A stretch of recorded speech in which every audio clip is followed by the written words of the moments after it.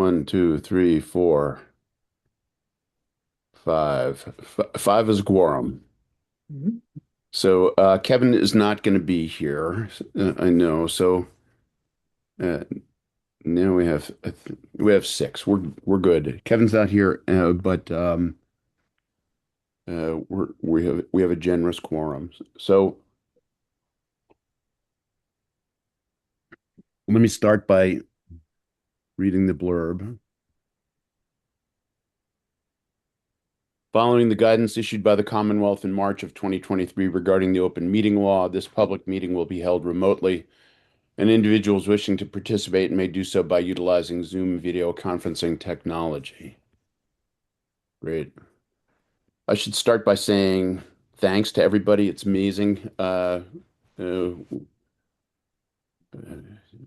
it's mostly due to Chris and Suzanne Hilt, but we are in pretty good shape with the Blue Book. People have done a great job on their write-ups.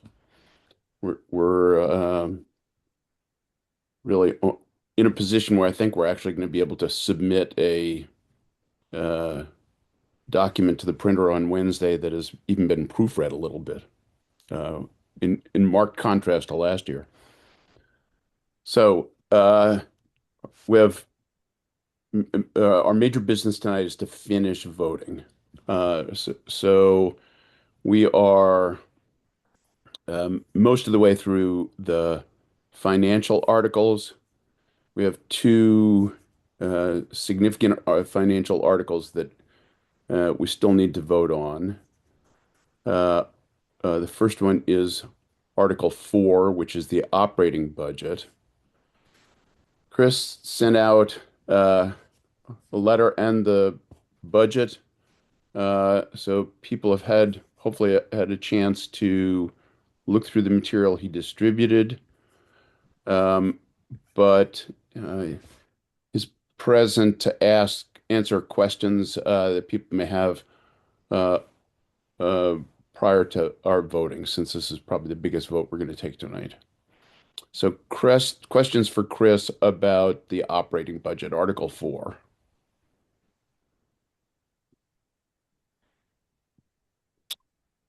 Great, we'll keep going then. So, Can all I right, Marty. can I just ask one question?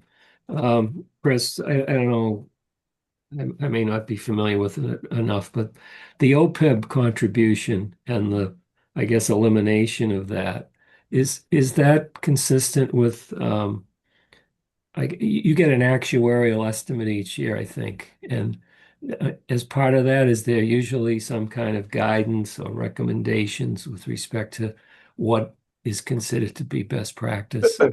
And does this change? Um, is this change consistent with whatever leeway or range you're given? Yeah. Yeah, I do think it is consistent. The last actual study that we had was actually from last year, and they do these on a yearly basis. So we should be getting another one shortly to see what our position is. But the decision to pull back on the town's OPEB contribution this year, in light of some of the other priorities we had, was mainly due to the fact that we've had such a best practice for years and years through the town, and our OPEB status is currently extremely well funded. We're almost 70% funded. I think we will be at the end of June this year, which is the 95th percentile for Massachusetts. So we're in a very excellent position, and pulling back for a year won't impede us anyway from our current position or set us back any further. So it won't do any harm. And as a municipality, is there any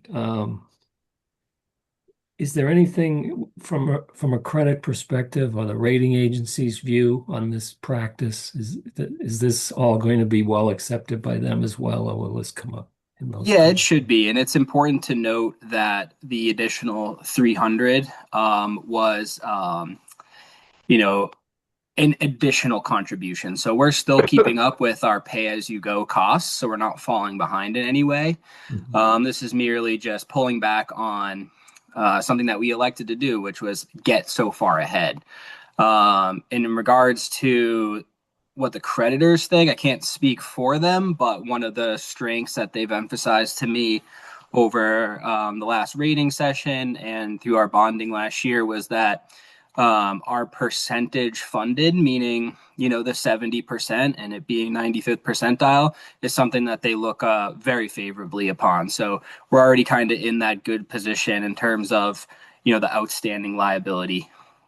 Do they ever share with you for triple A's? What do they normally see for that type of credit in terms of the funding of this liability? Not specifically. It's certainly something I can ask them. But Well, us being, I wouldn't ask them. I wouldn't bring it yeah, up. sure, Well, sure. But kick us being them. in kind of the top tier of Massachusetts, it's not obviously not as high as you can go until you're 100% funded, but we're very well ahead and on our way. Okay, Well, thanks. I would just add is you never want to 100% fund your liability, Mhm. your pension liabilities, because there's so many variables. And the goal we had set for ourselves, I think, was to be somewhere between 65 and 70%. Mhm. So, we achieved our goal. And I think now what we just need to do is continue to monitor the situation. As a matter of fact, the actuarial consultants were advising that we no longer make additional contributions with respect to the town. Mhm. That's good. So you've got support for it from both places. Well, and as Chris said, this was something that we did as a town. Most towns are not nearly as funded as we are. And so it's certainly looked upon favorably um, by the rating agencies. Um, and, I think as a town, we're in a really comfortable position. Yeah. Yeah, I would imagine that's one of the factors they probably talk about when they say why you're AAA and others aren't. And the only reason my question, I'm sure they have metrics themselves that you can find that would say where do they see where are the AAAs typically in that and we're going to continue to be in that uh, range, I assume. Yeah. Well, Yeah. we're definitely going to monitor it. Yeah. Can I ask a clarifying question? It was nice to see the free cash draw being less than prior years because I know this is the year where we have the change where we no longer get the circuit breaker coming into free cash, which I think was historically. I guess my question is just, is the town comfortable that the draw on free cash that this is asking for or that we're potentially voting on? Um, there's enough stuff flowing in other than the circuit breaker that we're not going to have a meaningful drop in free cash when we look at the free cash balance next year. Do we have comfort in that? I mean, how are you guys thinking about that? Because my one concern always is free cash is like a one-off source. So I don't like using a one-off source unless I know it's getting refilled. And I know we always conservatively budget in the past and there's enough stuff flowing in.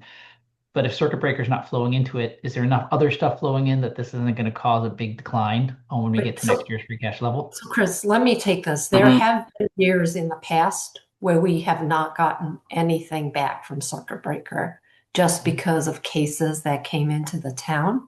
Mhm. So when we looked at how we were going to utilize free cash this year, we looked at where we believe the free cash balance is going to be certified. And then we looked at some of the assumptions that had gone into the free cash balance for the prior fiscal year.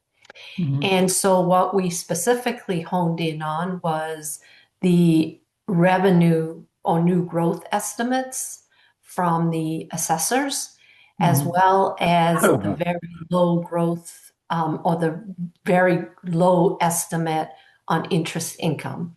So interest income was budgeted at 400,000. It runs more like 900,000 to a million.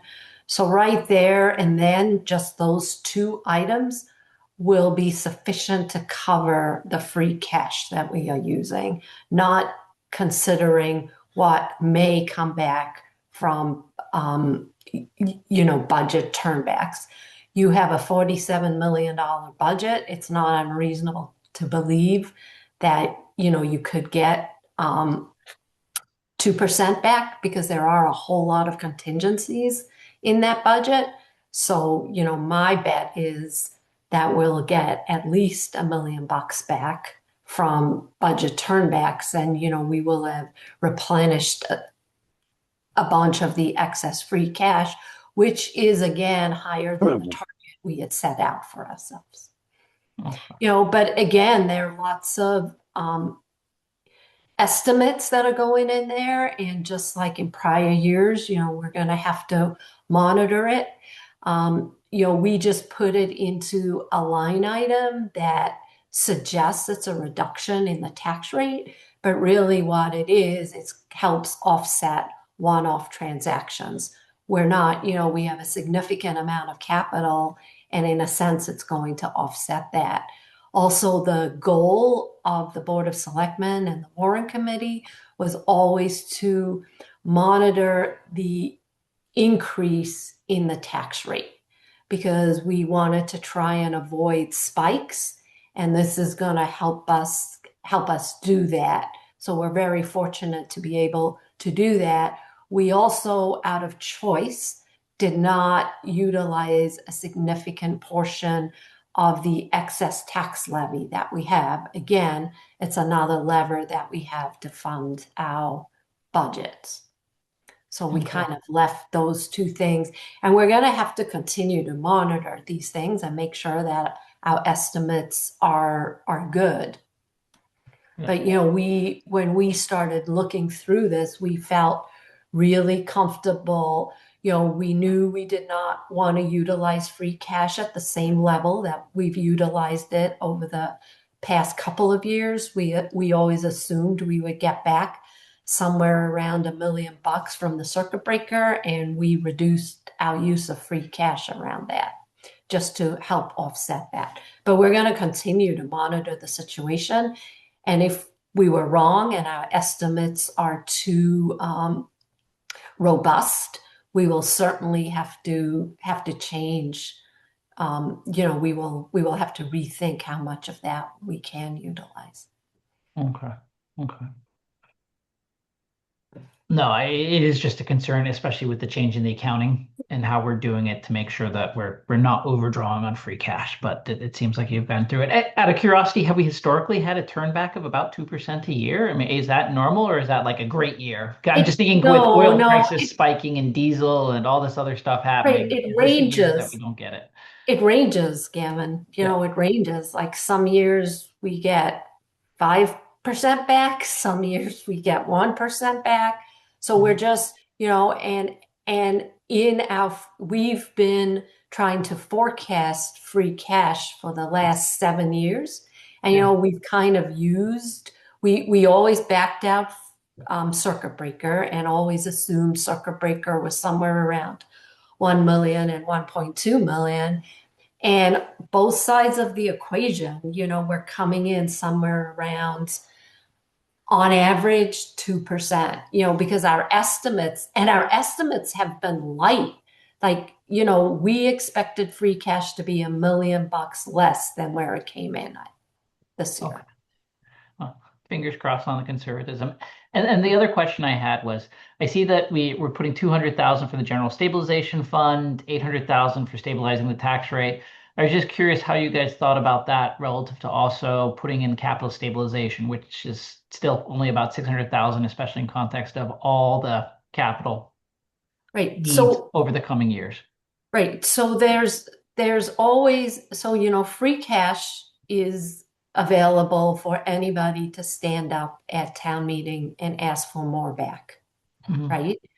So over the last 5 to 7 years, our strategy and our policy was start using some of the excess free cash and move it into the stabilization fund, because the stabilization fund can also be used, the general stabilization, for almost anything, but you need a 2/3 vote at town meeting to get the town to release those funds. So part of the strategy was, rather than increase sort of the funding by taxpayers, utilize some of the excess free cash and move that into the stabilization fund. So that's what we did. We did think long and hard about capital, and we felt that it was prudent to wait until we get the Collins report over the summer and then put together a holistic approach to capital. And we also kept, a a healthy cushion in the free cash balance, which will give us flexibility. But we just felt uncomfortable just randomly putting it, taking an amount out and putting it into the capital stabilization fund when we know we should have a plan. And we actually are committed to putting together a small working group over the summer and to figure out how to properly implement the the capital plan and how we can figure out what the right amount, you know, how we can manage growing the reserve and replacing the capital. Cool. Thank you. Other questions for Chris? Chris said maybe two things. The increase this year is 1.5% Yep. over last year. That's kind of staggering. Yep. Can you explain why you were so successful this year? What allowed us to have such a small increase? Yeah, and just to build off what Robin was saying about our free cash usage, um, I'm a big believer that budgets kind of communicate where the town's at and what it intends to do. And I think this budget, including the relatively modest increase, puts us in position and puts all of our cards on the table for next year when we know we have to deal with capital and we have to put together a funding plan that works and that the town can digest. But in regards to this year, I mean, it goes back to the budget guidance, and we asked people to be mindful, and we asked departments to consider their operations and only increase on what was absolutely necessary. So I commend the departments for being conservative, which I think led for a lot of smaller increases than expected across departments. So good on them for that. But I do think there's a couple bigger areas where it had a bigger impact. One being, how the school is changing their accounting in regards to circuit breaker. There's a change in there, but it also added up to be, I think, actually a decrease from last year in an area where it's over 50% of the town's budget. So to not go up anything on that is a really big driver. In addition, the OPEB pulling back the town side was another big contributor. That item is funded in the group insurance line 914, which is where we were expecting to take our biggest budgetary hit with the health insurance rates for next year. So we were able to kind of soften what we expected to be a pretty big increase and ended up being about 8% on the rates. So with pulling back the OPEB this year, you're kind of seeing that big hike minimized. So that was another big contributor as well. So I think it's really a combination of departments, schools not going up as much as expected, and some of our pulling back on OPEB. And the new things that we have accomplished this year? Yeah, absolutely. In regards to the new requests. Yeah. Right. So, I mean, you look at the meaningful improvements to operations. You have the fire department's requests, and I think we're already seeing a pretty big improvement to some of the performance indicators. So I'll be really curious to see where that funding, leaves us next budget cycle. And after a year of operations, you do have the police getting some additional administrative support. Should free up some capacity for the sergeants to do more law enforcement rather than kind of office administrative duties. And you look at, what we have coming through for the COA. We all know we opened up the new community center, and it's been, I think, busier that we all not than imagined, but it's been a busy place, and they definitely are feeling the weight of a full and busy community center. So some extra staffing support to come through for them as well. So we're in terms of the increases, we're improving service pretty much in each one of those new requests to meet new demands. Great. Any other questions for Chris? So, uh, the motion is the warrant committee recommends that 47,237,485 be raised and appropriated from available funds or any combination of these methods for the purposes of this article, the article being Article 4.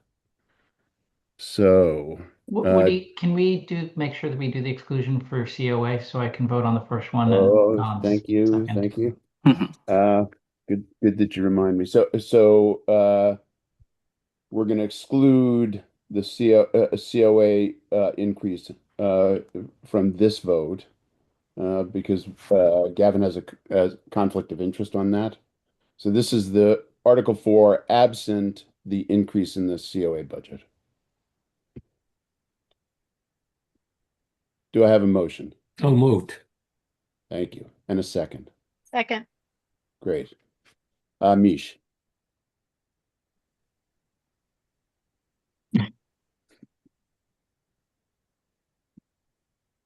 I got the gesture. So sorry. Yes. Marty, Yes. Nina, Yes. Sarah, Yes. Gavin, Yes.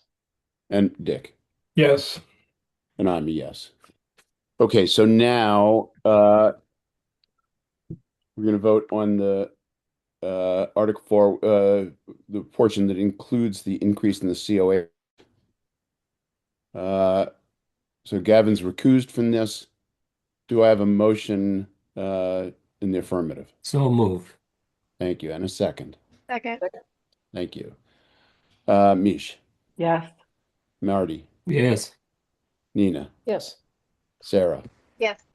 Gavin. No, Gavin's recused. Oh, Gavin's recused. Boy, forgive me. I'm still vaguely viremic here. Dick. Yes. And I'm a yes.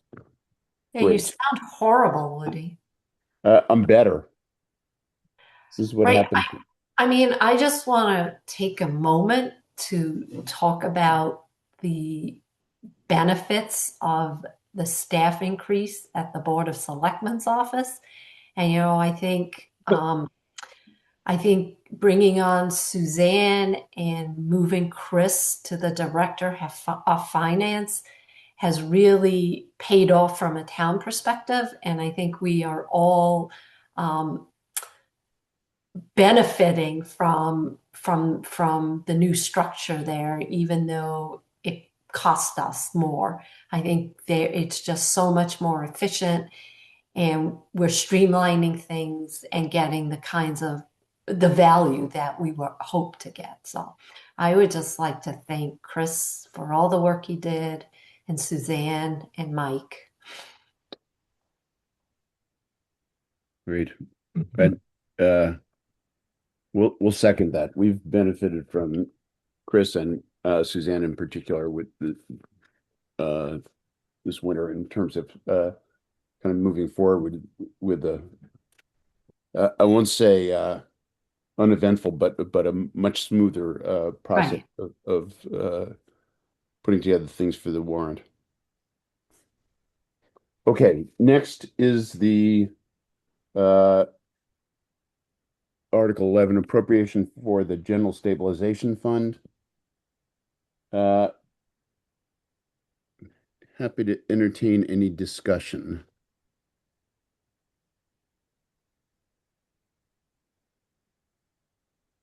Is Question? there a formal policy, at least on the general stabilization funds?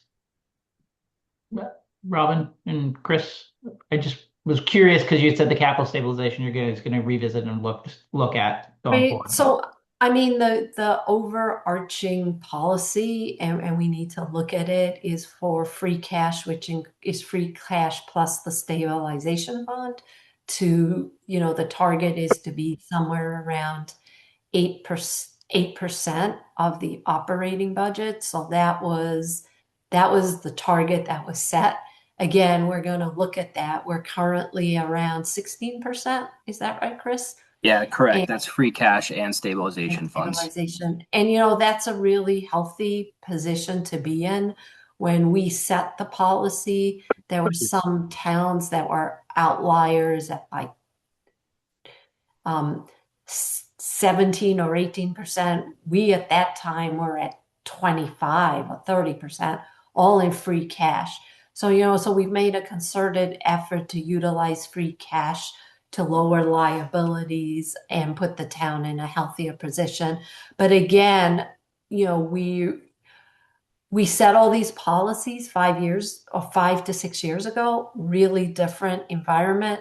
We were in a different the town was in a different position, and we need the summer again to look at all the policies and see if there are changes that we should make in light of where we are today and what we know we have to fund in the near term.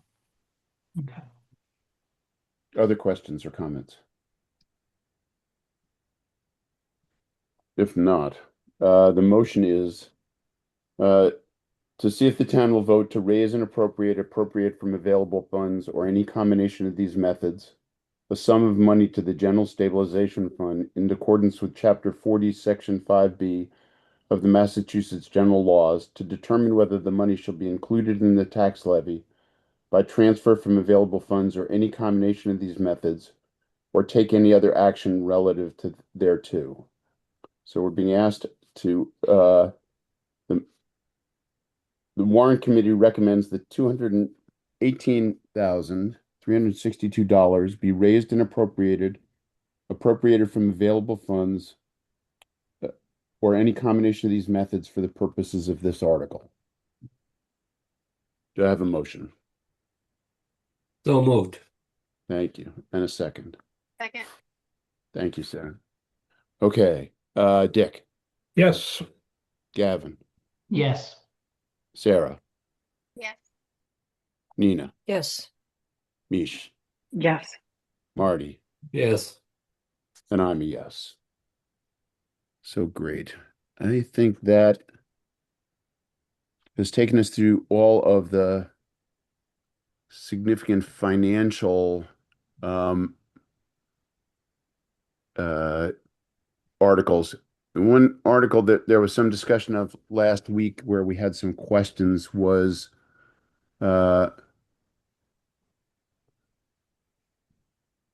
Article 13. No, Article 15. Establish and authorize the amount for the revolving fund for electrical vehicle charging station. And the amount was $20,000. So I think we had some confusion about what the $20,000 is. Chris, And do you mind just? I have answers for you guys. Oh, great. You want to go ahead, Robin, then? Sure, unless you want to take it, Chris. Sure. I mean, I'm happy to. Okay. So yeah, I mean, it's to clear it up, it's not funding $20,000. Revolving funds just a mechanism to set aside a specific set of revenue. In this case, electric charging revenue, to be paid out in the same fiscal year. So we're basically just setting it aside. The reason it's $20,000 is we have, I think, 4 chargers behind the community center, and they just obviously opened up this year. So we don't know exactly how much utilization they're going to get. In speaking with building maintenance and facilities, if it were a scenario where they were to run all 4 chargers 24 hours a day, 7 days a week, it could get up to $20,000. So this kind of $20,000 limit is just making sure that we're able to pay for the charging company for all of the electricity used by the users. So I have my doubts that it'll get that high, but we just don't want to have any impacts to operating budget should we have a really high utilization. Hey, Chris, why would that not, why would we not, well, maybe we would be Mhm. able to consolidate that into Article 3 where you have all the other revolving funds and just slide that in as a It one will line? be next year once the fund is Oh, established. so you need to Yep. establish it first before it goes in there. Yep, Okay. and that's what this article is. Establish the fund, set the limit. Once it's established, it'll slide back to the other article. I see. Thank you. Mhm. Chris, where does the revenues that get generated by the use of those charging station, what happens to those? That's what is going to go into the revolving fund. So basically, user plugs in their car, they pay the town, and the electric charging company gives us a bill for how much electricity that we used. And then we're going to take the user's revenue and essentially pay that bill. So in addition to the 20K set aside, we'll also be generating revenue. Um, I don't know. This is getting into electricity rates, and I know we won't be losing money, but I don't necessarily think that this is going to be it'll be as close to $1 in to $1 out as possible. Not exactly a profit center for the town. Right. More of a public service. Yeah, understood. So out of curiosity, are people using them right now, or do we have to wait till we approve this before they can start getting used? I believe they are in use. They aren't. Are they? And are they getting used a lot? I mean, you must see something coming through already. I don't think I've ever seen a car actually parked and plugged in there, but to be fair, Yeah, maybe they're at the community center early or late. I don't have the usage data, but I will say I don't think the word is out that they're there. So perhaps that will change, but I know also, I think times with EV charges have changed a little bit. A lot of people charge at home. So this fund is really just to prepare for the maximum scenario, which in my opinion, I think is unlikely, but it'll be there. Do they show Unless up on it's maps free, people because for a outside? while Needham's were free and they had people parked at Yeah. schools.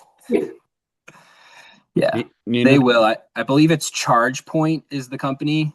Forgive me if it's wrong, but I believe they have their own kind of public. They'll show up on public networks to Yeah. a certain area. So So does the town own them or is it a third party, Chris? it is the third party. So does the revenue go to them and the town gets a commission or how does it work? They basically just charge us for the electricity used. Huh. Yeah. There could be a I haven't read the There's particulars of the contract, but there's probably a service fee as well. there's a markup on what they Yeah. charge. It's expensive to charge your car on ChargePoint, but it's a convenience. Mhm. So they probably buy power in bulk and get good rates, and then they charge a little higher rates. So That's do they pay the town something to rent that space to have those things there? That I don't know.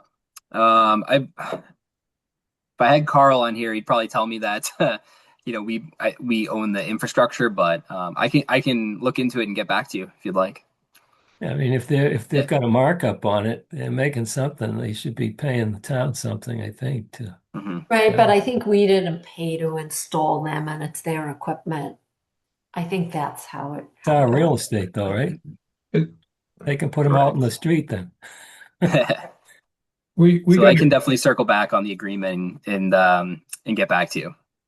yeah, I think we got a grant for the infrastructure, Mhm. and then we don't own my memory serves me correct, and we do not own the equipment. Yeah. Right. That makes sense because there's no maintenance cost associated with it. So Sorry. All right, I'm going to move it along. So this article establishes the revolving fund related to the electric charging stations. The motion is that the Warrant Committee recommends that this article be approved. Do I have a motion? Motion. And a second. Second. Thank you. Mish. I gotta get a Sorry, voice. my dog is barking, so I keep turning my mute on. Sorry. Yes. Marty. Yes. Nina. Yes. Sarah. You're muted too. Did you say yes? Yes. Okay. Gavin Yes. and Dick. Yes. And I'm a yes. Great. Okay. So next is Article 16. Board of Selectmen appropriate for one-time projects the Sustainability Climate Action Plan for $60,000. So I have any discussion of this motion?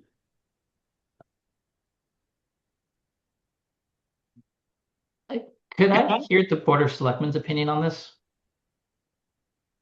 So the Board of Selectmen have not taken a formal vote. We did have a discussion at our last meeting, and that discussion was given that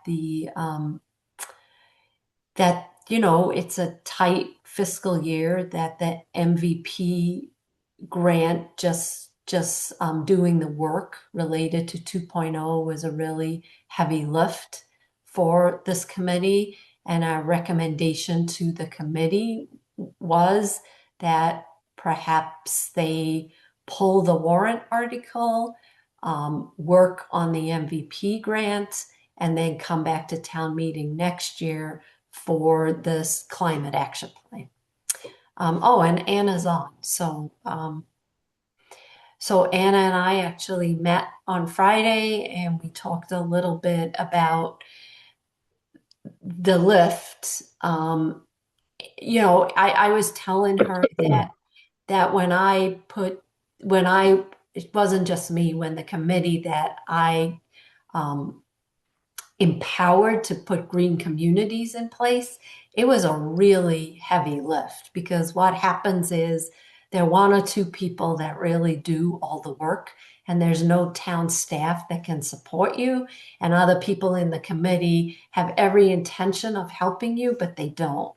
And I just think it would be a huge success for the committee to actually get done with the MVP grant. So we talked a little about that, and Anna understood the position, but she was going to go back to her committee and have a conversation. Yeah, we're Patty, meeting do you want to tomorrow. Okay. Do you want to comment though? Yeah, it's good feedback. We really appreciate everyone thinking about it. There's a lot of enthusiasm on our committee. We're hearing a lot of enthusiasm, so we genuinely needed to discuss. It is true the MVP is a big project. We're really excited about it. It's also true that we don't want to take away from that by doing a big project that, while it dovetails, it doesn't have to necessarily be done at the exact same time. So I honestly think folks haven't decided yet what the next step is, but I think it's good advice, and so we're really considering it.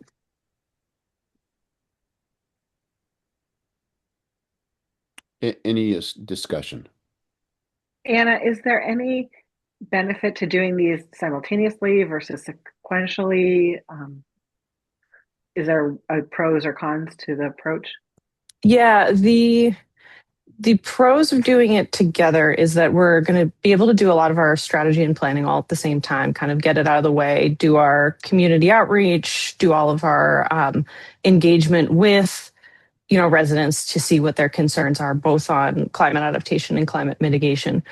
Doing it sequentially kind of spreads it out over more time, and things where we may see a natural overlap because they're spread out, we may touch on them twice. So in theory, we'll see different costs. We don't really know. But at the same time, the benefit of spreading it out sequentially is that we can kind of hit all the milestones in order and keep it in a more orderly process. So that's not to say one is necessarily better than the other, but the reason we wanted to do them together was kind of to get all the planning juices flowing at the same time. Also, I think Dave put in chat a good point that there's another grant cycle that we may be able to get some of this funded. We're not sure. To some extent, grants for this work require having done the planning, but to some extent, the grants are for the planning. So we will suss that out. Right, so that was the other, Anna and I talked a little about that as well, that there may be next budget cycle an opportunity to get a grant for the climate action plan. And there is a lot of support in the town for this. There's a lot of support at the Board of Selectmen for this. I love the enthusiasm of the committee. I just unfortunately know, maybe I'm tarnished from experience, that this is a huge lift. So The flip side, though, is that the climate action plan project would be addressing mitigation, which is not addressed in the MVP2 grant. right. Yes. That there are a lot of opportunities coming up in capital budget that relate to mitigation, such as the next item I think that we're going to discuss is a plan to look at or I guess we did already address, is the plan to look at the electrifying the HVAC system in the townhouse. So that having a climate action plan might put us in a position to seek funding for the actual capital project, which could be quite expensive.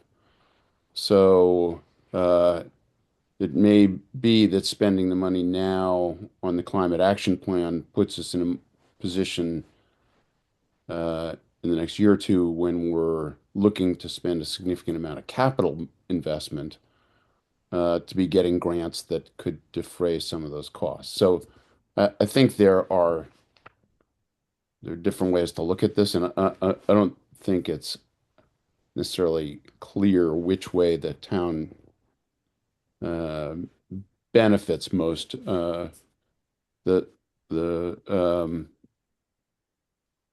If we fund this money and a grant becomes available, it's always possible they could get the grant and turn the money back that has been voted. So I think there are potentially two ways to look at the value of the climate action plan. What I would say is that if you look at surrounding towns, Dover's pretty far behind most of the surrounding towns in terms of its sustainability initiatives.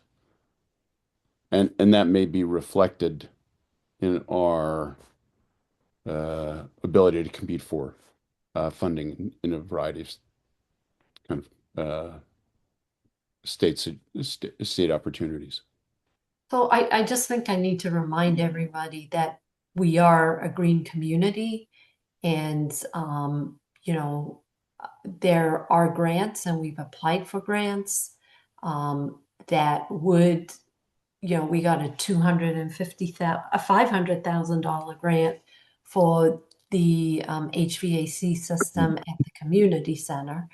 So there are grants available for that as well. I just, I don't think asking or suggesting to this committee to perhaps wait a year. I agree with you, Woody. There isn't a right answer. I just don't know how they're going to get to pulling this together without staff support. And other communities do have a sustainability coordinator, which we just don't have. But Robin, that would argue that we're never going to get it, because it's not as though we're putting staff support into the budget for next year No, either. I completely and utterly disagree with you.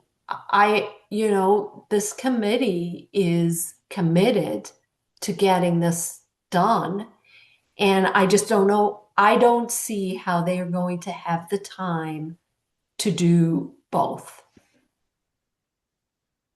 the reality is, there are a lot of people on the committee, but this is a heavy lift.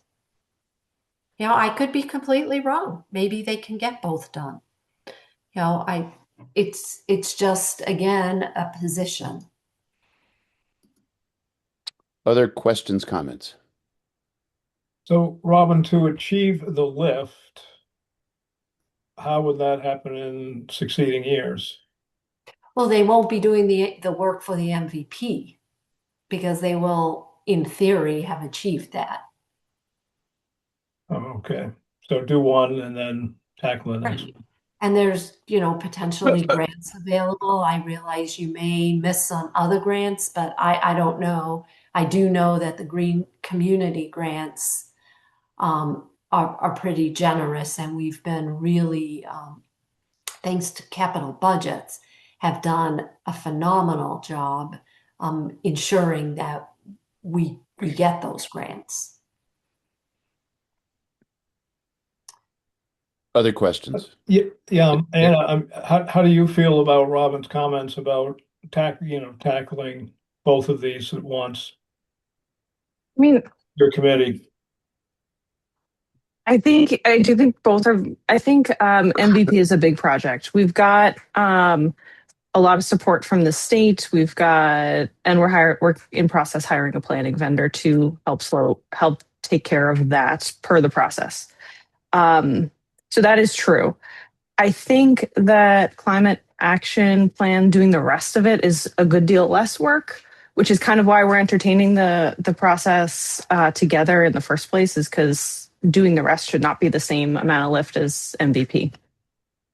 I don't think realistically I myself am running both at the same time. Yeah. So yeah, so we're one of the big questions I want to figure out is given our enthusiasm, given the support we're hearing, given all the work, can we stagger this a little bit? Can we get the bulk of the MVP done and then then dovetail into climate action? Is there another owner on the committee who can work with the vendor? I think the selectmen have raised a good point on the logistics. And that's a lot of what we're talking about tomorrow of like, can we realistically do the logistics? It is true if we get a grant for this, we're turning the money back. It is true we could theoretically do this after MVP. But then we lose the trade-offs, which is why we talked about this in the first place. Other questions, comments? So is there a chance in tomorrow's meeting that you're going to decide to pull this article or this I think it's request? possible. I think it's possible. I don't think it's 100% given, but it's definitely to be discussed. And that's not to criticize the selectmen. I think they have a good point. But I do have a vote, and I do expect that we're going to have a fair amount of debate because we had a fair amount of debate last week. So we may. I think it's very, very possible that we will pull it, but I can't promise it at the moment because I do expect discussion. Will you recommend pulling it? I am leaning yes because I don't think I alone can run it, but I also want to talk to the committee and make sure nobody else has been going, oh my goodness, I've been waiting all this time. But I expect, yeah, at the same time, I'm hearing feedback from my committee. I need to get everyone talking in an open meeting and talk about it. At this point, it's sort of gotten a lot of enthusiasm is going on. So it might be the catalyst you need, Anna. Yeah. Okay, so the motion is that the warrant committee recommends that $60,000 be raised and appropriated from available funds or any combination of these methods for the purpose of this article.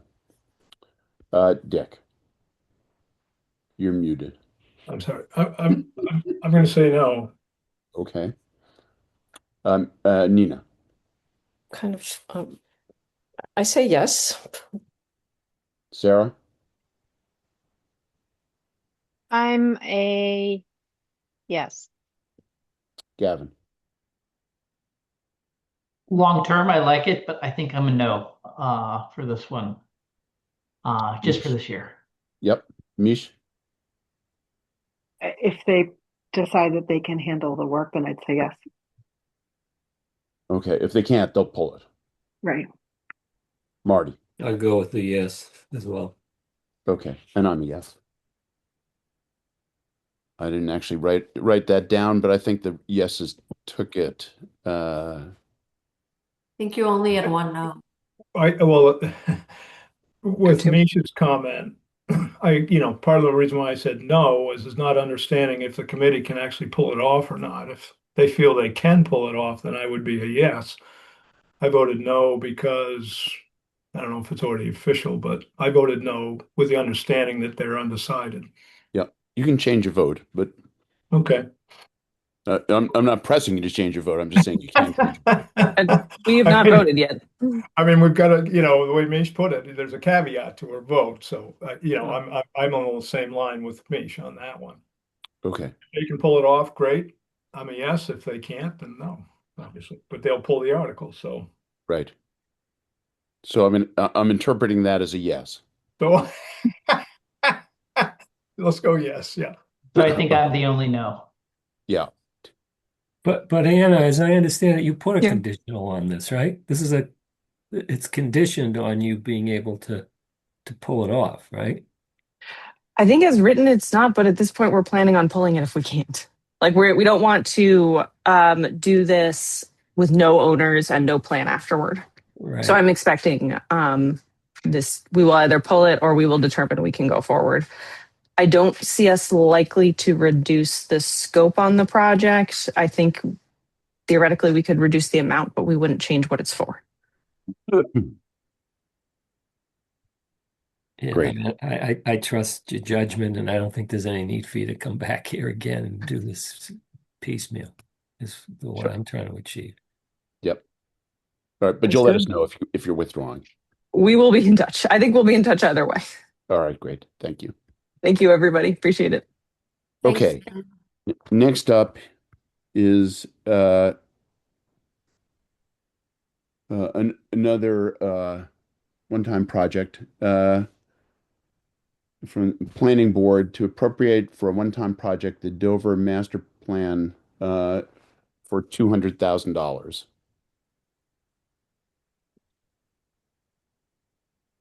Discussion. Uh,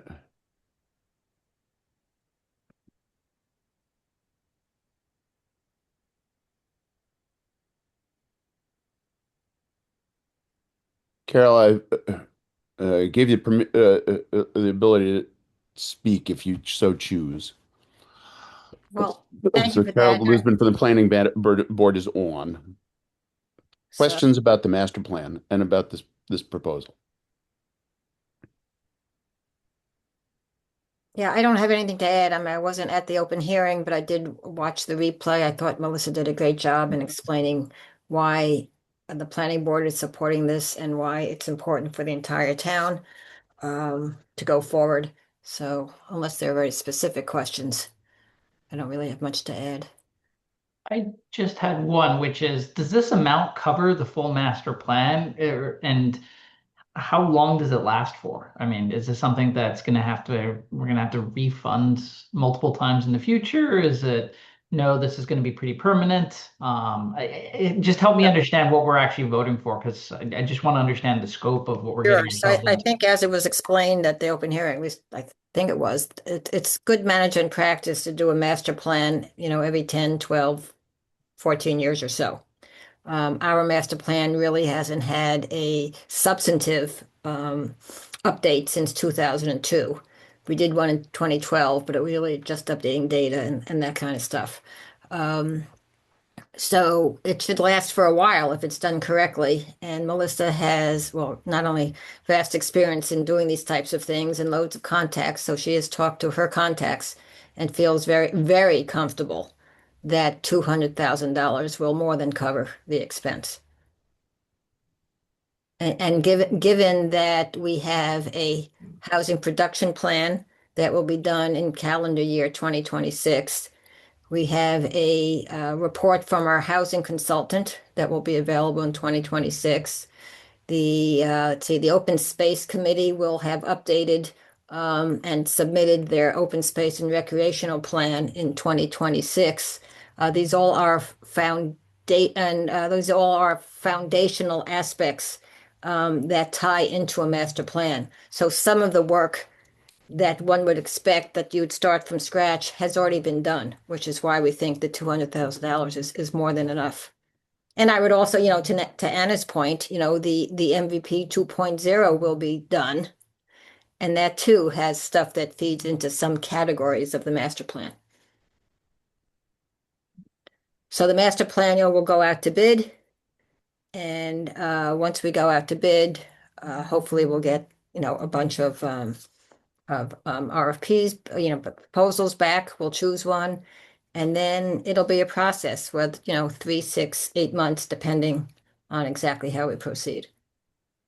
Like what we're doing tomorrow night with the Housing Task Force, it's the start of that, what we did with the MBTA Communities Act. The master plan is a really fantastic opportunity for the residents of Dover to provide input on an awful lot, just about everything. And the master plan will then serve to guide not only the various boards and committees and their priorities, but the selectmen as well as they put together their tasks and their priorities, each year for them as a board and for Mike Blanchard as a town administrator. Other questions about the master plan? If not, the motion is the warrant committee recommends that $200,000 be raised and appropriated from available funds or any combination of these methods for the purposes of this article. Nina. I make the motion. Or do you want the vote? I want the motion. Yeah. I make the motion. Second, Sarah? I'll second. Great. Mish. Yes. Marty. Yes. Gavin. Yes. Sarah. Yes. Nina. Yes. And Dick. Yes. And I'm a yes. Great. Thank you very much. Really appreciate your Well, support. don't go anywhere, Carol, because the next I two know. so the next There's two more. are zoning bylaw revisions. One Article 18 is the site plan review process, and Article 19 is the ADU amendment.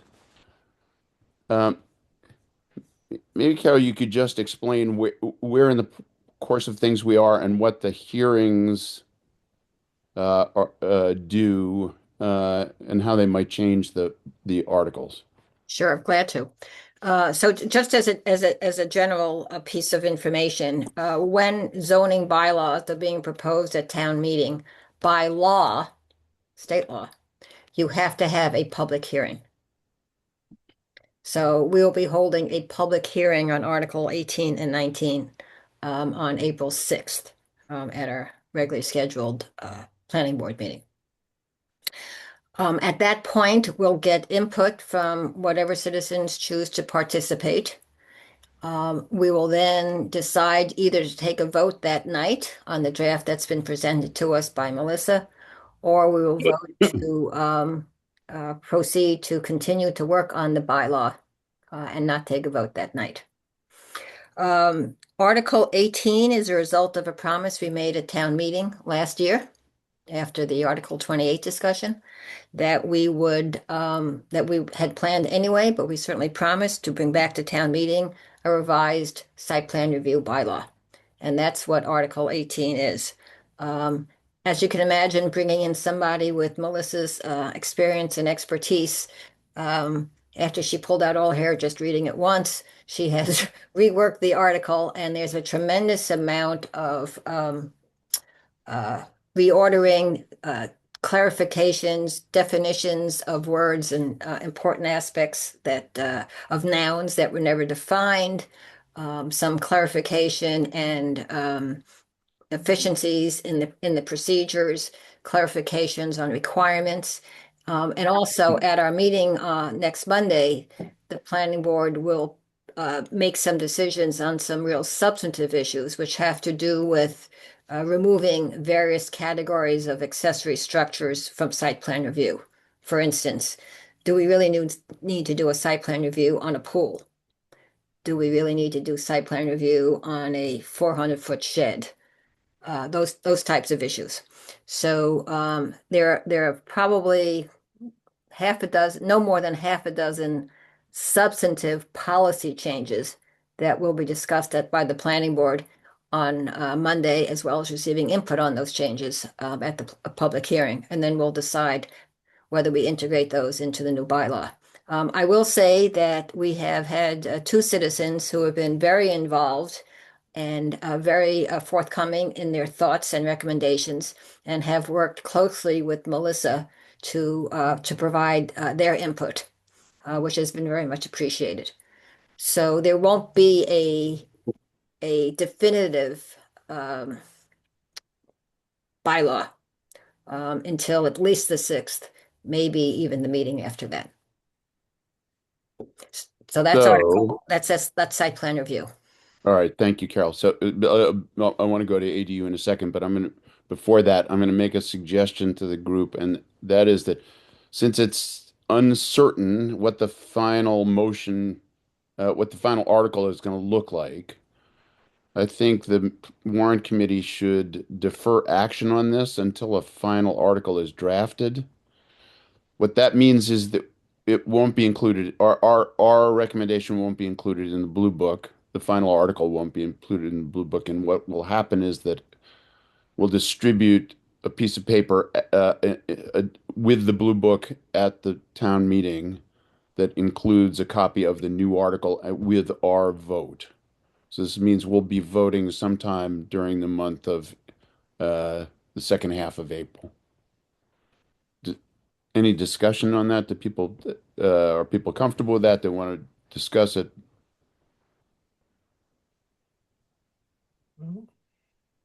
Great. If not, we'll put that one off, and we'll vote as a committee, make a formal vote as a warrant committee after the final hearing and the final article has been drafted. Carol, could you just talk about the ADU article and why that might be treated differently? Sure. So yeah, Article 19, the ADU is a totally different situation. Over the last 3 years, we've done two different ADU bylaw changes.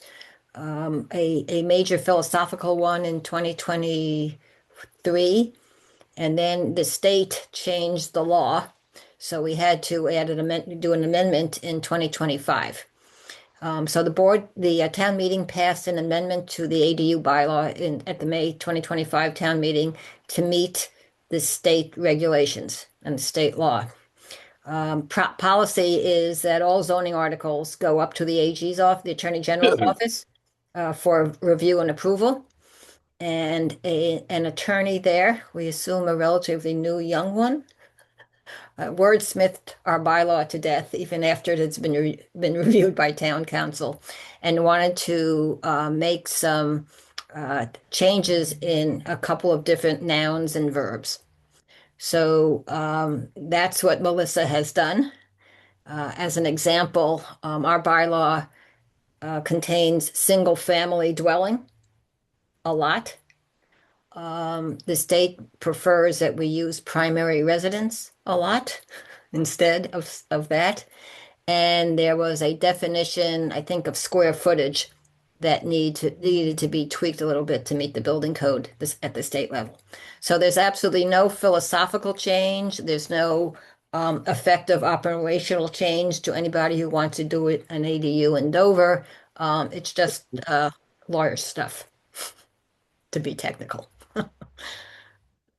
Great.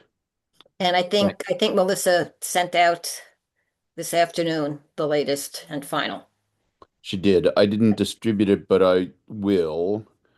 What I'm going to propose on this one is that it seems sufficiently unlikely that the hearings will result in a material change in this article. so that I personally would feel comfortable voting on it, uh, so that the vote can be included in town meeting or in the blue book.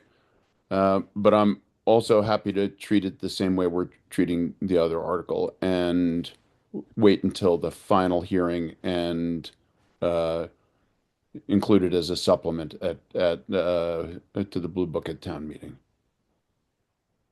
Discussion.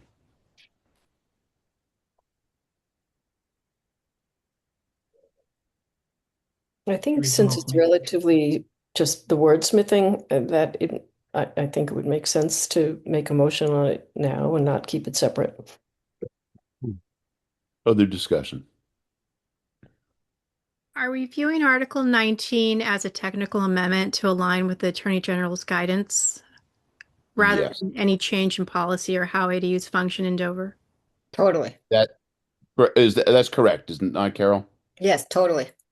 As a matter of fact, I'll go a step further, Sarah. That was a great question. I'll go a step further and say that because the Attorney General's office has reviewed our bylaw and given us very specific instructions on exactly what to change, that should there be a request at the public hearing from a resident to make a change other than the ones discussed by the attorney generals, that becomes very problematic because we run the risk again of passing a bylaw that goes back to the attorney general's office and said, well, you did what we told you the first time, but now we've got another problem. Thank you, Carol. Other discussion.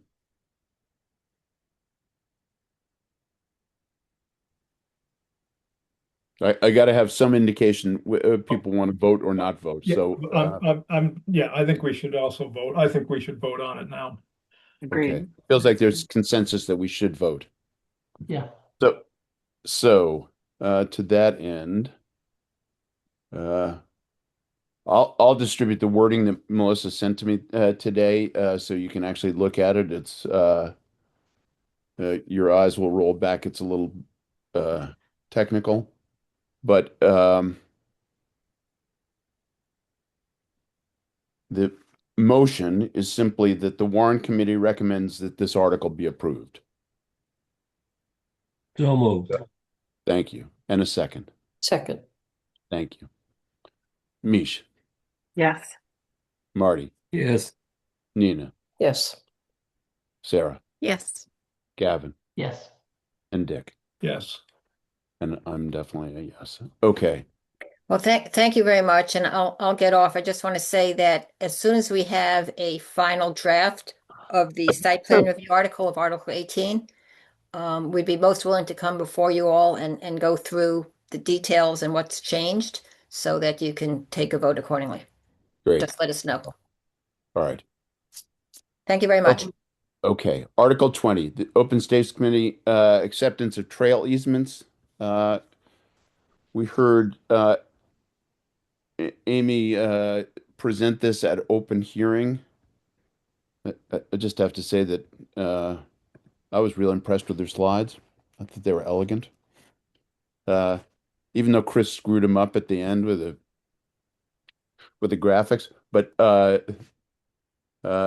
discussion of acceptance of the trail easements.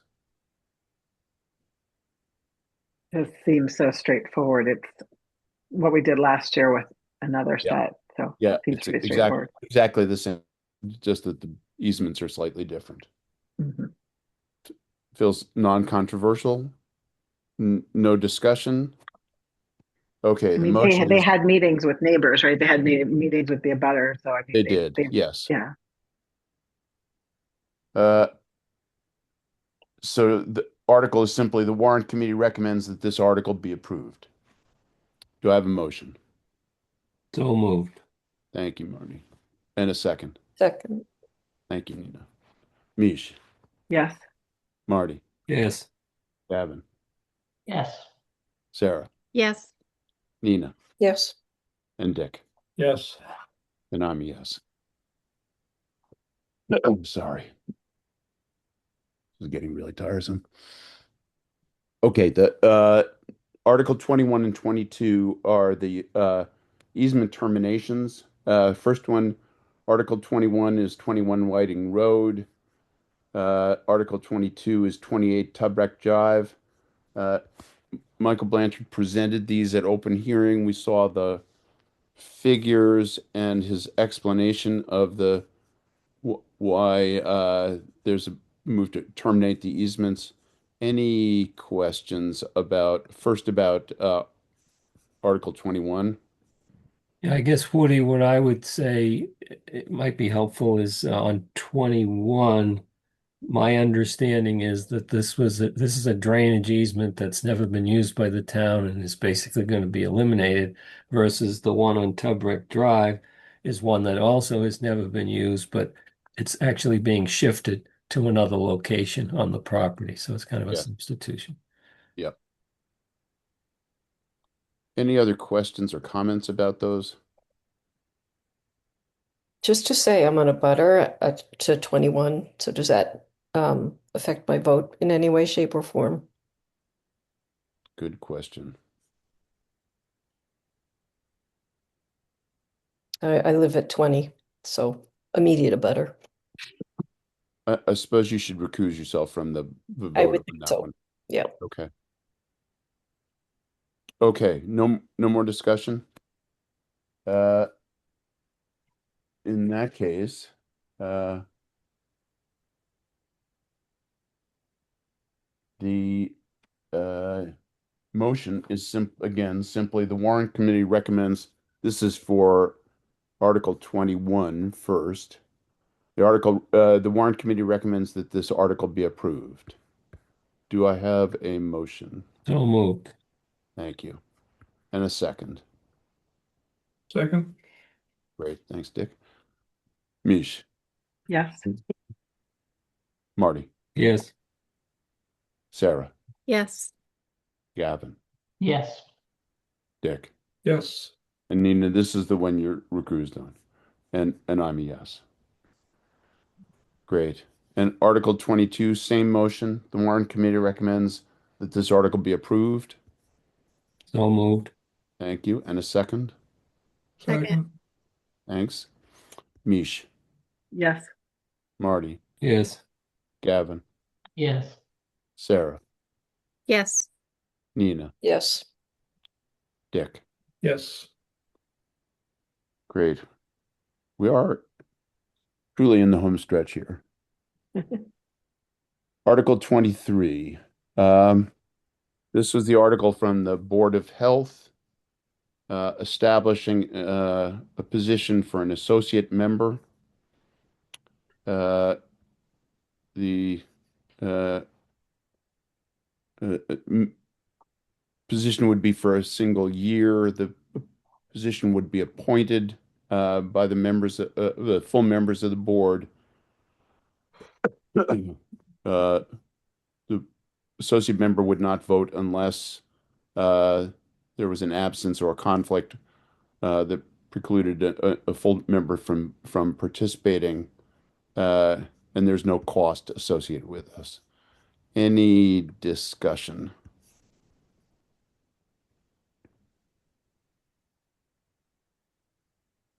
Everybody's ready to go to bed.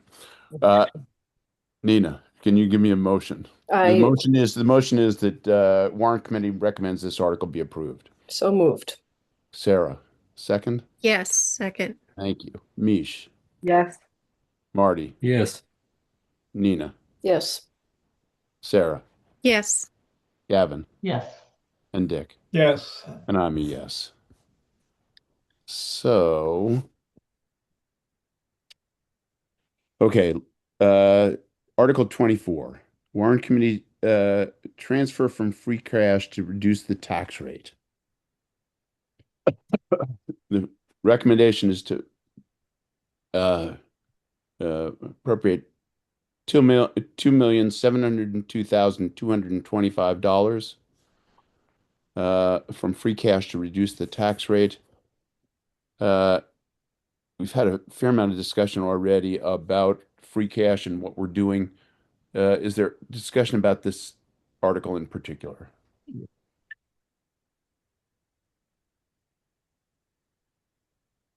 out of curiosity, how did you guys come up with the 800,000? Sorry, yeah, the $800,000 figure, or choose that that was the appropriate number? Just based upon what we knew already were um, was most probable to come back into free cash Okay. from budget estimates in prior years that just we know are not based in reality. Okay. It's an art. All right. Yeah. No, I just see with all those things that I'm always a little nervous. Not that I don't want lower taxes, but if we have so much spending that we have ahead of us with the inflationary environment that we're in, but it sounds like I mean, we still have a very healthy reserve. Yeah. So any additional discussion of Article 24? Am I on 24? Yes, 24.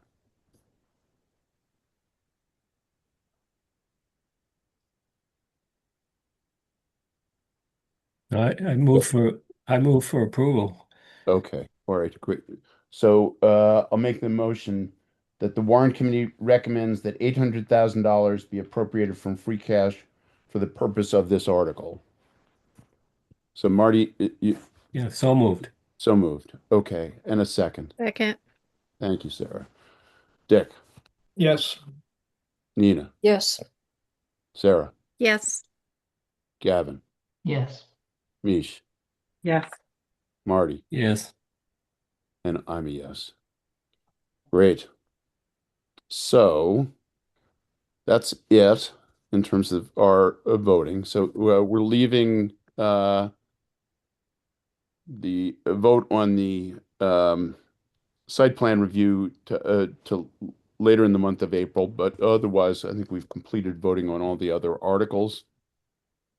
I will tell you that so no meeting Wednesday night this week. We probably will have a meeting next Wednesday, but hopefully a brief one. What there will be is some activity around the Blue Book. So we should be getting proofs on the Blue Book sometime, hopefully in a week or 10 days. After Blue Book's supposed to go to the printer on Wednesday, which is April 1st. I don't know if that's ominous or not, but goes on April 1st. Probably within a week or so, we'll get the proofs back, and the more people who are interested in helping with proofreading, the better. So if you're willing and interested and willing, let me know. And so that will hopefully be the last activity around the Blue Book itself. We've got all the comments in, all the write-ups in. And then sometime in April, we'll be meeting to prep for town meeting, and we'll also be meeting to talk about the site plan review article. Other questions, business that I'm forgetting? Were we supposed to approve minutes from the last meeting? Not yet, right? I didn't do them for the last meeting, but I think we have them from 2 meetings ago. I don't know if we did, but I'm not sure. We can do them together if you want to wait. I thought we did I thought we did the one from 2 meetings ago. Maybe we Okay, did. so we'll check. I'm We'll sorry. check. We'll check. We definitely have not reviewed the minutes from last meeting. Yeah, I haven't distributed Yeah, them there's yet. been a lot going on, so that's fine. So, but we'll do those hopefully the next meeting. So no meeting this Wednesday, which is April 1st. But I'd say 80% likely to have a brief meeting April 8th, and then probably skip a week before we meet again later in the month. And I would be more than happy to entertain a motion to adjourn. So moved. Thank you. And a Second. second. Oh, thank you. Dick, Yes. Nina, Yes. Sarah, Yes. Gavin, Yes. Mish, Yes. Marty, Yes. and I'm a yes. And I do want to just say again, it's astonishing how much less stressful the Blue Book preparation has been this year. That's true to everybody on the committee who's done fabulously, and particularly to Chris and Suzanne, who've really done an amazing job of organizing things. So thank you all very much. And see you in a week. Okay. Thanks, buddy. Okay. Good night. Right. Thank you. Take Good care, night. everybody. Got it. Got it? Okay, good. Thanks, buddy.